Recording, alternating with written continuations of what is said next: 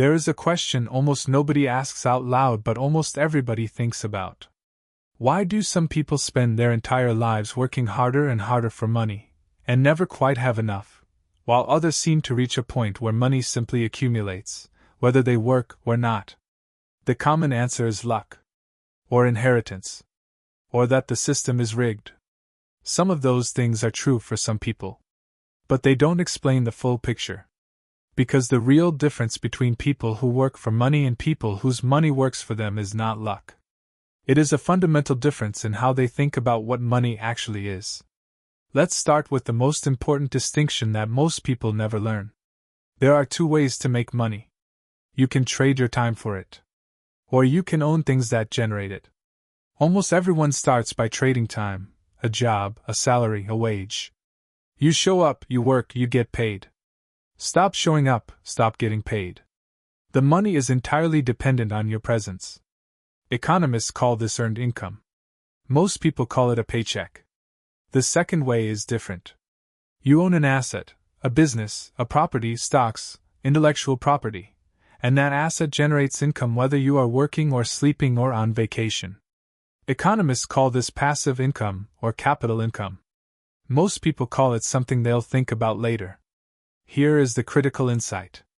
In most countries, earned income, the money you work for, is taxed at the highest rate. Capital income, the money your assets earn, is taxed at a lower rate.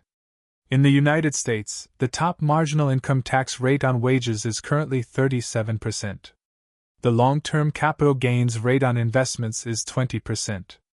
In many other countries, similar structures exist. This is not an accident. It is a structural feature of how tax systems were built, largely by people who owned capital and wrote the rules. And it means that every dollar earned through working is systematically worth less, after tax, than every dollar earned through owning. Warren Buffett famously noted that he pays a lower effective tax rate than his secretary. This is not because of clever loopholes. It is because the system was designed this way. But the tax structure is only the surface layer. The deeper difference is what economists call the difference between assets and liabilities. An asset is something that puts money into your pocket. A liability is something that takes money out. Most people spend their entire lives accumulating liabilities they mistake for assets. A car feels like an asset. It depreciates the moment you drive it off the lot. It requires insurance, fuel, maintenance, and eventually replacement. It takes money out of your pocket every month. It is a liability. A house you live in feels like an asset. And in some ways it is. But it also requires mortgage payments, property taxes, insurance, and maintenance. The equity you build is real but illiquid.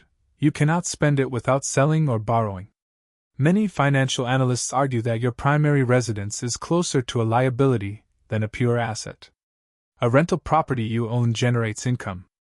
A business you own generates income. Stocks you hold generate dividends and appreciation.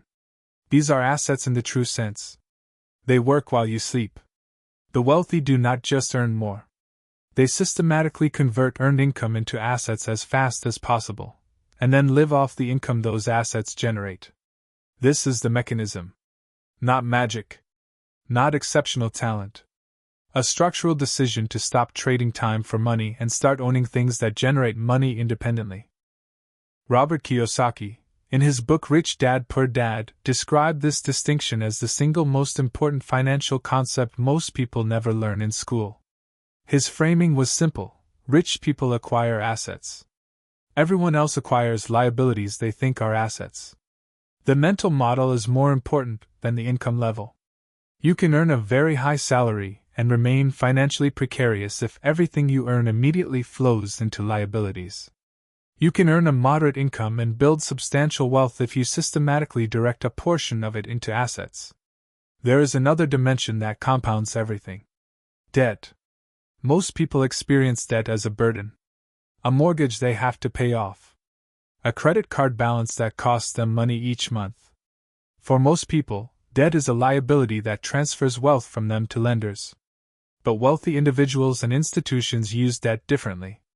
They borrow money at low interest rates to purchase assets that generate returns higher than the interest rate. If you can borrow at 4% and invest in an asset that returns 8%, the debt itself becomes a tool for building wealth.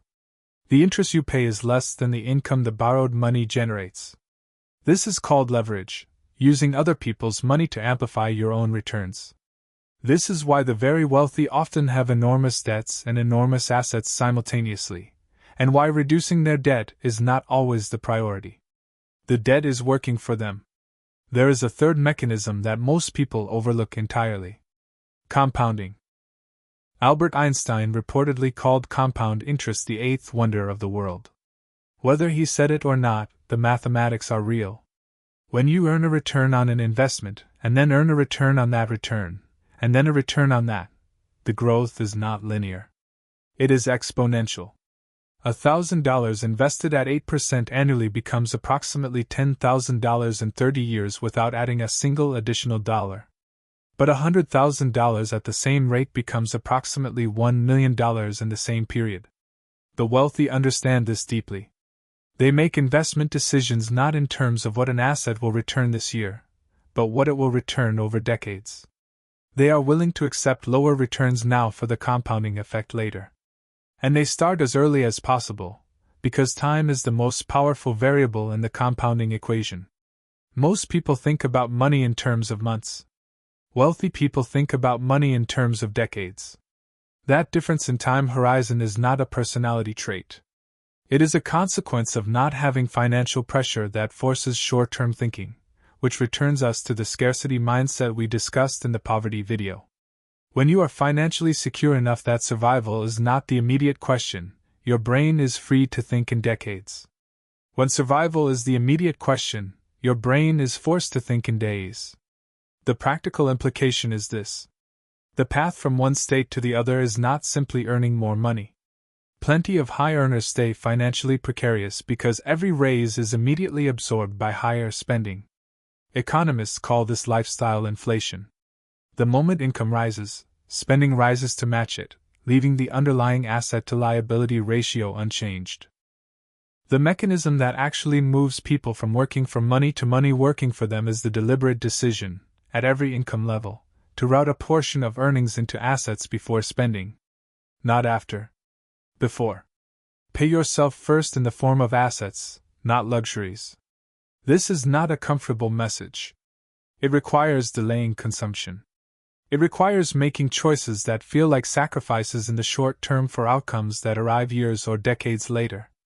And it is structurally much harder to do when income is low and financial pressure is high, which is exactly why the cycle is so difficult to break from the bottom. But the mechanism itself is not mysterious. It is not reserved for a special class of people with exceptional intelligence or exceptional luck. It is a set of decisions about what money is, what assets and liabilities are, how debt can be used differently, and how to think in decades instead of months. The wealthy do not work for money. They work once to acquire an asset. And then the asset does the working. The question is not whether you understand this. You just read it. The question is what you do differently tomorrow morning because of it.